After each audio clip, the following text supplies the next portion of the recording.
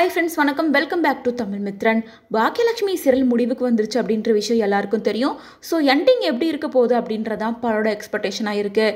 ஏன்னா பாக்கியம் முன்னேறி வருவாங்க, அவங்க பெண்களுக்கு உதாரணமாக இருப்பாங்க, இதுதான் எண்டிங்காக இருக்கும் அப்படின்னு எல்லாரும் எக்ஸ்பெக்ட் பண்ணிட்டு இருந்தாங்க. பட் யாருமே எதிர்பார்க்காத டேர்னிங் பாயிண்ட்டாக தான் இனியாவோட மேரேஜ் இருந்தது.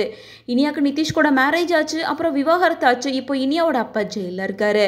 ஸோ அவரை எப்படியாவது வெளியில் கொண்டு வரணும், உண்மையாக நிரூபிக்கணும் அப்படின்னு தான் ஒட்டுமொத்த குடும்பமும் முயற்சி பண்ணிட்டு இருக்கு. ஸோ அதுக்கு பக்கபலமாக ஆகாஷ் தான் இருக்காரு.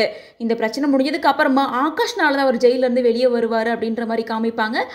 ஸோ இதோட எண்டிங் எப்படி இருக்குன்னா, இனியா லவ் பண்ண அவங்களோட ஃபர்ஸ்ட் லவ் ஆன ஆகாஷ் கூட மேரேஜ் ஆகிற மாதிரியும் ஃபேமிலியாக சேர்ந்து கிராண்டாக இவங்களோட மேரேஜை நடத்தி முடிச்சிடுறாங்க. இதோட இந்த சீரியலுக்கு சுபமும் போட்டுட்டாங்க. ஸோ எல்லாரும் இவ்வளோ நாளாக எக்ஸ்பெக்ட் பண்ணிட்டு இருந்தேன் அந்த மொமெண்ட் இன்னைக்கு வந்துருச்சு அப்படின்னு தான் சொல்லணும். ஏன்னா கிட்டத்தட்ட 5 வருஷத்துக்கு மேலே பாக்கியலட்சுமி சீரியல் சக்ஸஸ்ஃபுல்லாக டெலிகாஸ்ட் ஆகிட்டு இருந்துச்சு. ஸோ இப்போ முடியும் அப்போ முடியும்னு சொல்லிட்டு நிறைய டாக்ஸ் கடந்த சில மாதங்களாகவே போயிட்டு இருந்துச்சு. இப்போ ஃபைனலாக சீரியல் முடிவுக்கு வந்துருச்சு. ஸோ பாக்கியலட்சுமி சீரியலை யாரெல்லாம் மிஸ் பண்ணுறீங்க அப்படின்றத மறக்காமல் கமெண்ட்ஸில் சொல்லுங்கள்.